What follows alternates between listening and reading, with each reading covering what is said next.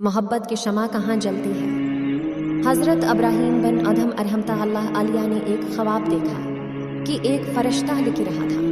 पूछा, क्या लिख रही हो? कहने लगी कि अल्लाह के आशिकों का नाम लिख रहा हूँ। उन्होंने कहा कि मेरा नाम भी है। फ़रिश्ता ने कहा कि तुम्हारा नाम नहीं है। तो कहने लगे कि ऐसा करो कि अल्लाह के आशिकों से मोहब्बत करने वालों में मेरा नाम लिखो। वो फ़रिश्ता कहता है, बहुत अच्छा, और चला गया। फिर कुछ अरसा के बाद ख्वाब देखते हैं कि फ़रिश्ता लिख रहा है।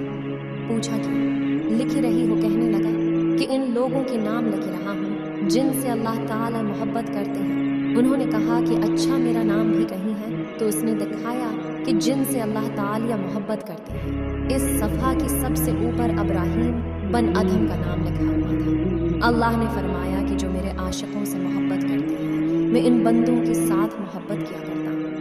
इसलिए अल्लाह वालों से मोहब्बत अल्लाह की मोहब्बत मिलने का ज़रिया बन जाती है। जब अल्लाह से मोहब्बत होती है, अल्लाह के नाम से भी मोहब्बत हो जाती है। एकदम भी मोहब्बत छप ना सकी जब तेरा किसी ने नाम